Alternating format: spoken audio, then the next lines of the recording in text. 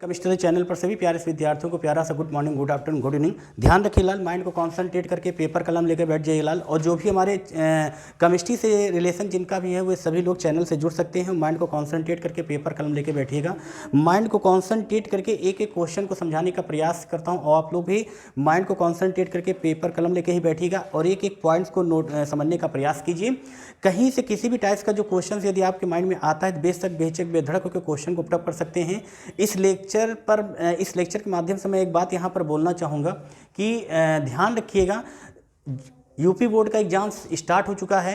आप 11th में हैं, है ना, तो आप लोग ध्यान रखिएगा। 12th के स्टूडेंट से सीखिए उन्होंने कहाँ पर किस प्रकार की गलतियाँ की हैं, जिससे आप लोग ये गलतियाँ ना करें। यदि आप लोग चाहते हैं कि यूपी बोर्ड में ज़बरदस्त मार्क्स आए तो आज से अभी से कहने मतलब पेपर कलम लेके बैठ जाइए और माइंड को कॉन्सेंट्रेट करके एक एक क्वेश्चन को समझने का प्रयास कीजिए, है ना। आप अपने सेकेंड ईयर के स्टूडेंट से अपने फ्रेंड सर्किल में उनसे पूछिए या देखिए, आप फील करते होंगे कहाँ पर उन्होंने कैसी गलती की है। मैं आपको बता रहा हूँ कि गलतियाँ क्या उन्होंने की।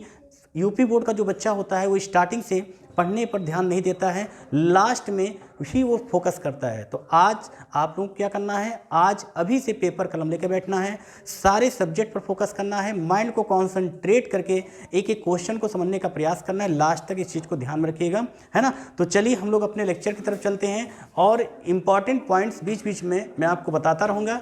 तो चलिए हम लोग चलते हैं अपने टॉपिक की तरफ, जहाँ पर जिक्र किया गया था। क्या आप जिक्र किया गया था किसका? D2 दैट इज क्या होता है? एक भारी हैवी वाटर होता है। क्या होता है? ये हैवी वाटर होता है, जिसके बारे में अभी कल के लेक्चर में आप लोगों ने सुना था, समझा था, है ना। और कुछ लोगों ने उस पर थोड़ा ध्यान देके नोट्स भी बनाया होगा। तो जो लोग नोट्स बनाए होंगे उनके लिए तो प्लस पॉइंट है, जो लोग नहीं बनाए हैं वो लोग बना लेंगे। अब वहाँ पर हमने एक जिक्र किया था, जो हैवी वाटर होता है जिसका फार्मूला क्या होता है लाल? क्या होता है लाल?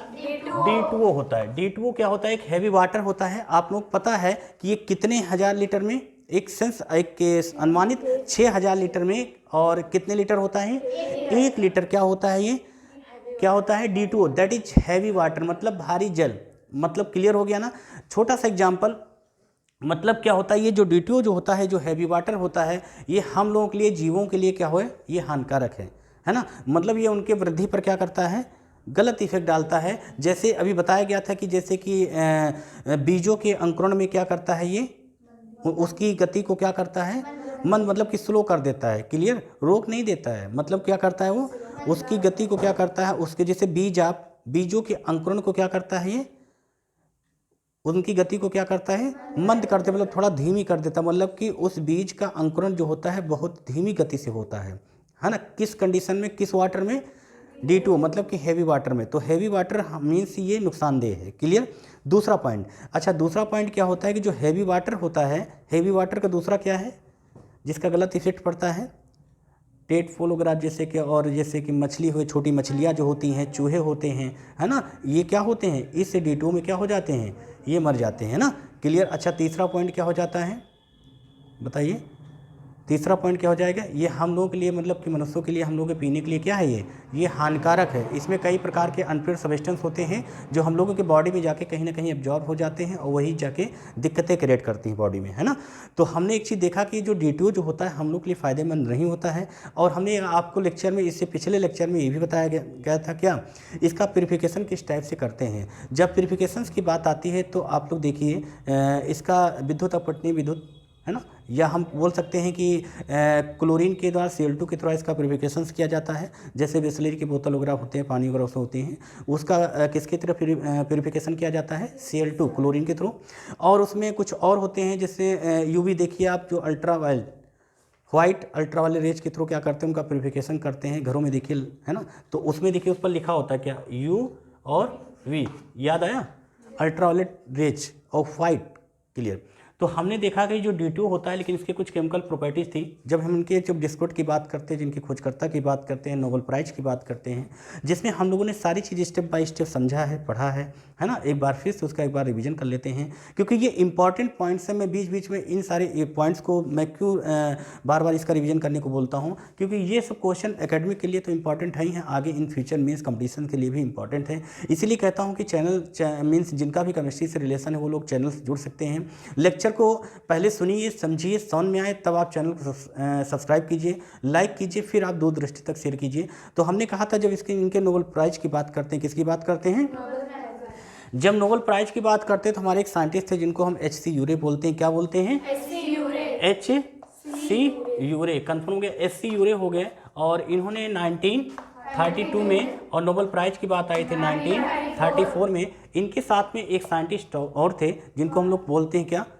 वासवन। कंफर्म हो गया ना। तो कुछ बातें थी जो हम लोगों ने D2 के बारे में यहाँ पर समझने का प्रयास किया, लेकिन अब चलते हैं, देखते हैं कुछ इनके नाइट्राइट वगैरह की बात करते हैं या फास्फाइड की बात करते हैं। ये किस प्रकार के मेटल, मतलब reaction with metal nitrite, reaction with metal phosphide. अभी कल के लेक्चर में आप लोग बताया गया था कि reaction with metal highlight means बोल सकते हैं नाइट्राइट एंड फास्फाइड क्या होता है। अभी हमने कहा था कि जैसे समझने के लिए जैसे आप PO4 का जिक्र करेंगे, दैट इज फॉस्फेट। किसका जिक्र करेंगे? PO4, that is. अब यहाँ पर मैंने चार्ज इंडिकेट नहीं किया, क्योंकि जब हम स्पेशली मैं इससे पर्सनली इसके बारे में पढ़ूंगा रेडिकल्स के बारे में, तो वहाँ पर सेंटर में हेडिंग दी जाएगी रेडिकल। तब वहाँ पर मैं जिक्र करूँगा क्लासिफिकेशंस ऑफ रेडिकल, रेडिकल कितने टाइप्स के होते हैं। फिर मैं वहाँ पर बताऊंगा कि किन पर पॉजिटिव चार्ज होता है या किन पर निगेटिव चार्ज होता है, या जिन पर पॉजिटिव चार्ज होता है या निगेटिव चार्ज होता है उन्हें हम क्या कहते हैं, मीन्स एसिडिक बोलते हैं कि बेसिक बोलते हैं। तो इसका भी एक लेक्चर बनेगा, बट यहाँ पर समझने का प्रयास कीजिए। हम टॉपिक से रिलेटेड ही बात करेंगे। तो PO4 की बात करते हैं। PO4 दैट इज एक फॉस्फेट होता है। क्या होता है? फॉस्फेट होता है। हम जब बात करते हैं किसकी बात करते हैं? PO3 की बात करेंगे, दैट इज एक फॉस्फाइड में जाए। जब हम P की बात करेंगे phosphide. Sulphate SO4 that is sulphate, बात समझिएगा। SO3 सल्फाइड T है ना, T सल्फाइड। और S की बात करेंगे सल्फाइड। आ गई बात समझ में? तो हमने देखा कुछ ऐसी बातें थी, लेकिन जब हम बात करते हैं, क्योंकि बात की गई किसकी? Reaction with metal nitrite, reaction with metal nitrite, reaction with metal phosphide. Clear? मतलब हमने यहाँ पर एक हेडिंग दिया जिसको हमने क्या बोला? Reaction with metal, reaction with metal क्या हो जाएगा भैया? नाइट्राइट। कंफर्म हो गई बात। नेक्स्ट क्या हो जाएगी? Reaction with metal phosphide. Confirm हो गया ना। अब यहाँ पर एक एक चीज़ को समझने का प्रयास कीजिएगा। कहने मतलब ये जो D2O है, ये जो हैवी वाटर है, कौन सा वाटर है लालिए? ये जो हैवी वाटर है, ये हैवी वाटर किससे रिएक्शन करेगा? किससे करेगा? मेटल नाइट्राइट और या मेटल फास्फाइड। आप बोल सकते हैं metallic nitrite, that is metallic phosphide. यहाँ पर जो नाइट्राइट होगा, यहाँ पर जो फास्फाइड होगा, वो किससे जुड़ा होगा? वो मेटल से जुड़ा होगा। किससे जुड़ा होगा? ये बात समझ में आ गई ना। मतलब कि हम लोग बोल सकते हैं, क्योंकि केमिकल प्रॉपर्टीज ऑफ D2O हम लोग पढ़ रहे हैं। क्या पढ़ रहे हैं? केमिकल प्रॉपर्टीज ऑफ D2O पढ़ रहे हैं। मतलब कि हम लोग D2O की केमिकल प्रॉपर्टीज पढ़ रहे हैं। मतलब ये D2O किससे रिएक्शन करेगा तो क्या बनेगा? तो ये किससे रिएक्शन करने जा रहा है? Metallic nitrite and metallic phosphide से रिएक्शन करने जा रहा है। तो कि शॉर्ट फॉर्म में क्या चीज़ बनेगा? चलिए हम लोग इस पर ध्यान देते हैं। तो सबसे पहले हम लोग क्या जिक्र करेंगे, बताइए आप लोग। फॉर्मूला क्या, रिएक्शन क्या जाएगी? बोलेंगे आप लोग? क्या जाएगा? Mg3N2 6D2O। ये हो गया है ना फर्स्ट। सेकंड क्या जाएगी लाल? Mg3P2 plus 6D2O। क्लियर? आ गई बात समझ में?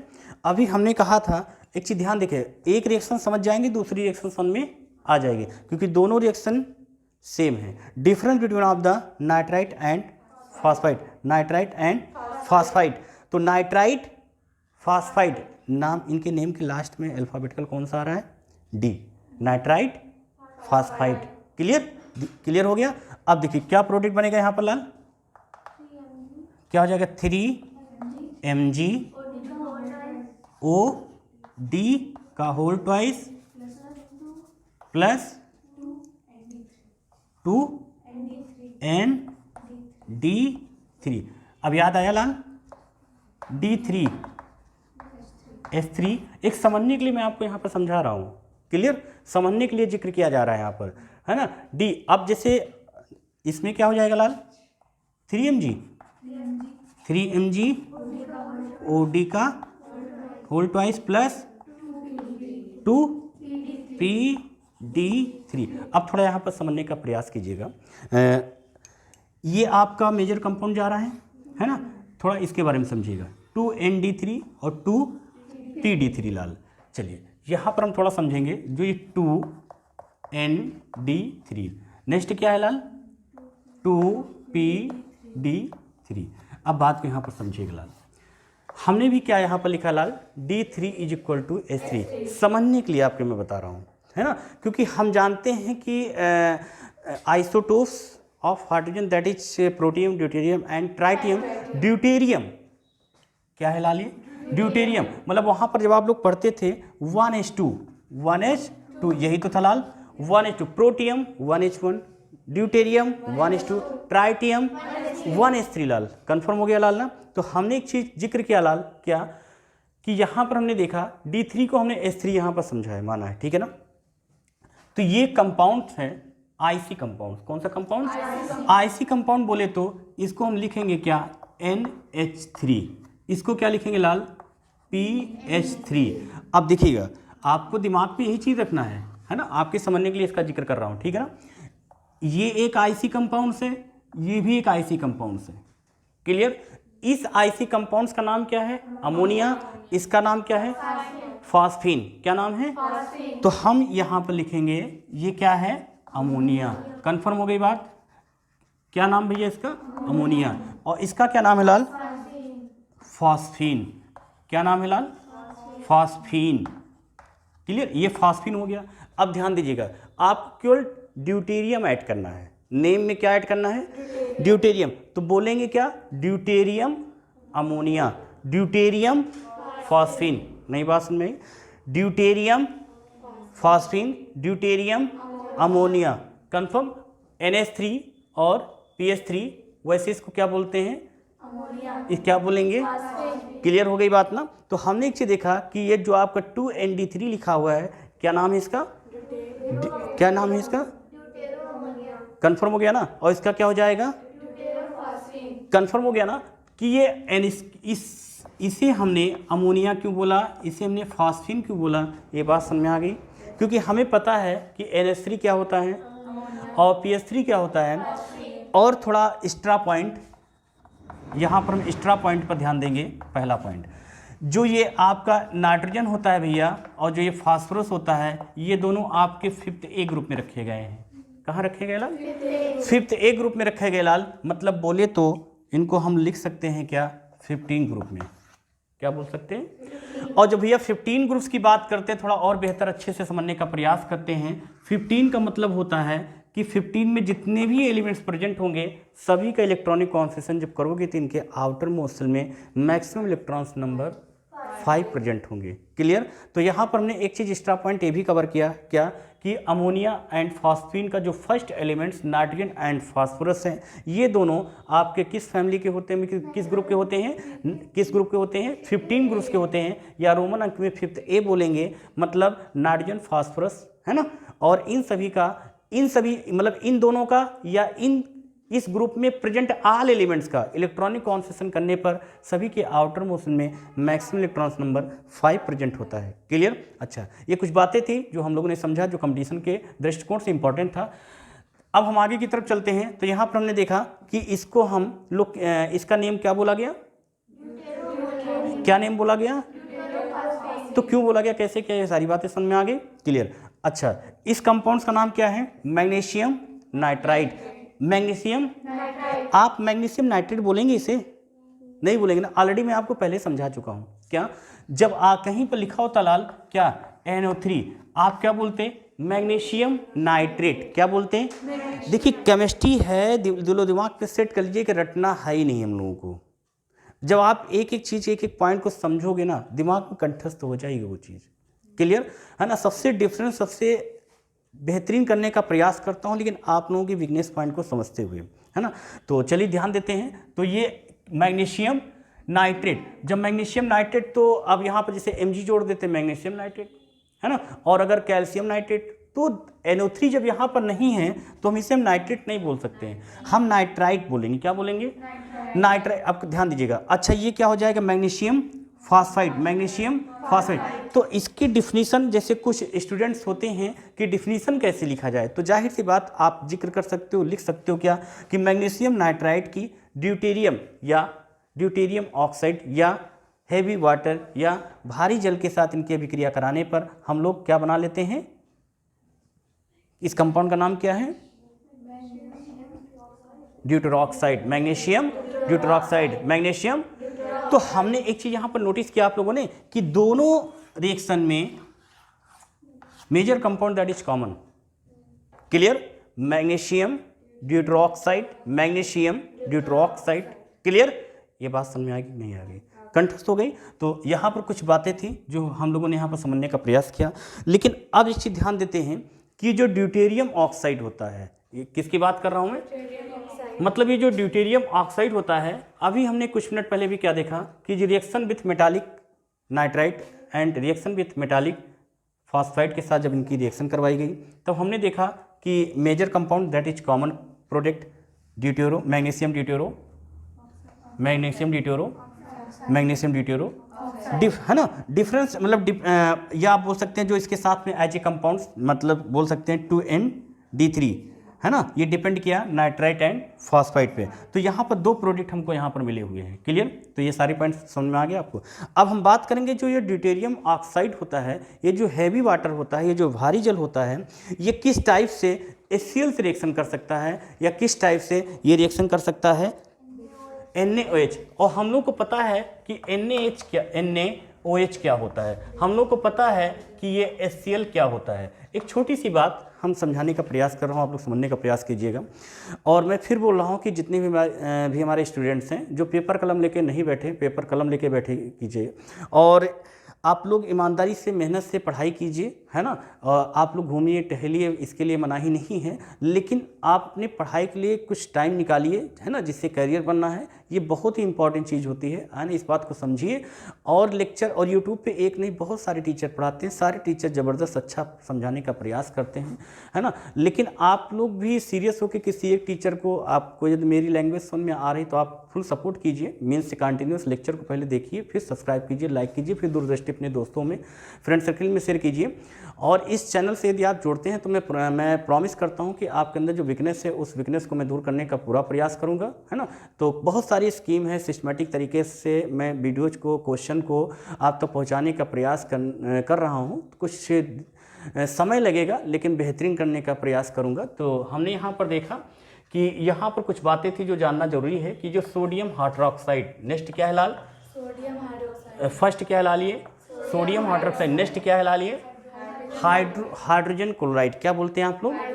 एक चीज़ ध्यान रखिएगा कि जो हाइड्रोजन क्लोराइड है, जिसको आप हाइड्रोजन क्लोराइड, इसका जो व्यापारिक नाम होता है जिसको आप बोलते हैं म्यूरेटिक एसिड, क्या बोलते हैं। बड़ा प्यारा क्वेश्चन से एग्जामिनेशन बोर्ड पेपर की नज़र से भी और परीक्षा के दृष्टिकोण से भी, कंपटीशन के दृष्टिकोण से, कि HCl का इसका नेम पूछा जा सकता है। इसको हम बोलते हैं म्यूरेटिक एसिड, क्या बोलते हैं, muriatic acid. Muriatic acid that is HCl बोले तो इसका ये व्यापारिक नाम होता है, याद रखिएगा, क्लियर। अब हम बात करते हैं कि सोडियम हाइड्रोक्साइड, आप लोगों को माला देखिए, ध्यान दीजिएगा, सोडियम हाइड्रोक्साइड जो होता है एक स्ट्रॉन्ग बेस होता है, क्या होता है, स्ट्रॉन्ग बेस होता है। और बेस क्यों होता है, क्योंकि आप लोगों ने पढ़ा है कि स्वांटे आर्यनियस ने एक कॉन्सेप्ट बताया था कि किसी भी कंपाउंड्स को अगर हम उनको आयनाइजेशन करते हैं या उनको वाटर में डिजॉल्व करते हैं, मतलब आयनाइजेशन करने मतलब दैट इज जब वाटर में डिजॉल्व करेंगे तो आयनाइजेशन ही होगा, क्योंकि जैसे ही हम लोग वाटर में डिजॉल्व करते हैं तो आयनाइजेशन होता है। तो आयनाइजेशन दैट इज क्या होता है, वहाँ पर प्लस एंड माइनस का खेल होता है, कैटायंस एंड एनायंस का खेल होता है। तो हम लोगों ने पढ़ा था कि जिन पर OH जो कैटायन होता है वो आपका OH के पास जाता है, और जो आपका कैटायन होता है वो हाइड्रोजन या किसी यूनिट, कन्फर्म हो गया ना। जब ये आयंस आपको दिखता है तो आप बोलते क्या हैं, वो क्या है, एसिड है। जब आपको ये आयंस दिखता है तो क्या बोलते हैं आप, एल्काइल मींस बेस बोल, है ना। और इसे क्या बोलेंगे, हाइड्रोक्सिल आयन, इसे क्या बोलेंगे, हाइड्रोजन आयन। तो हमने देखा कि सोडियम हाइड्रोक्साइड दैट इज एक स्ट्रॉन्ग बेस होता है, क्योंकि ये एक्टिव मेटल के साथ जुड़ा हुआ है, एक्टिव मेटल। क्योंकि अभी जब आगे जिक्र करूंगा, बड़ा प्यारा चैप्टर स्टार्ट होगा जहां पर जिक्र किया जाएगा कि सोडियम, पोटेशियम ये सब फ्री स्टेट में पाए जाते हैं कि नहीं पाए जाते हैं, या कंबाइंड स्टेट में होते हैं, किस स्टेट में होते हैं, इसका भी जिक्र होगा। तो फिलहाल अभी के लिए मैं इतना रखूंगा कि सोडियम हाइड्रोक्साइड एंड HCl जो होते हैं, ये आपका सोडियम हाइड्रोक्साइड हो गया, ये आपका क्या हो गया, HCl मतलब कि muriatic acid, that is hydrogen chloride. और इसको म्यूराटिक एसिड क्यों बोलते हैं भी बताया गया कि इसका ये व्यापारिक नाम होता है ना। जैसे आप लोगों के कुछ नेम रखे जाते होंगे घर पे आपके प्रॉपर्टीज के बिहेव पे, ऐसा कुछ है ना, आप सब समझ रहे हैं ना, फील करें बात दूसरी है। तो यहाँ पर हमने चीज़ देखा। अब हम लोग रिएक्शन कराएंगे किसकी, D2O से NaOH प्लस, फिर नेक्स्ट जाएगी HCl। तो इस चीज़ को मैं यहाँ पर रफ कर दे रहा हूँ, ठीक है ना।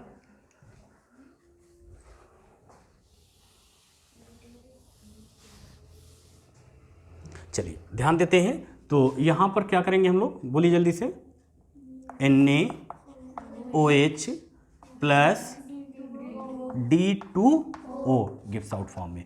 एक इसका नेम क्लियर है सभी लोगों को ना, magnesium nitrite, magnesium nitrite, magnesium phosphide, magnesium nitrite, magnesium phosphide, clear. और ये क्या होता है, हैवी वाटर। ये क्या होता है, ये बीजों के अंकुरण के लिए अच्छा होता है, उनकी गति को क्या करता है, ये छोटे छोटे जो मछलियाँ होती हैं, चूहे होते हैं, उनके लिए अच्छा फायदेमंद होता है। क्या करता है, उन पर निगेटिव इफेक्ट पड़ता है। निगेटिव इफेक्ट मतलब उन पर गलत इफेक्ट पड़ता है ना, मतलब उनका ग्रो क्या हो जाता है, कम हो जाता है, वो डेथ हो जाती है उनकी, है ना। तो चलिए अच्छा ध्यान रखिएगा। तो यहाँ पर अब देखिए क्या प्रोडक्ट बनेगा लाल, यहाँ पे बताइए आप लोग, सोडियम हाइड्रोक्साइड प्लस ड्यूटेरियम, मतलब कि ड्यूटेरियम ऑक्साइड जब सोडियम हाइड्रोक्साइड के साथ में रिएक्शन करेगा तो क्या बनाएगा, NaOD plus HOD, HCl plus D2O। क्या प्रोडक्ट बनाएगा अब ये,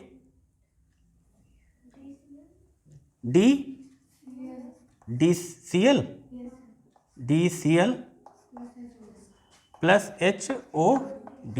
बैलेंस है, कंफर्म कर लेते हैं। Sodium hydroxide, muriatic acid, deuterium oxide, heavy water and heavy water दोनों मैच।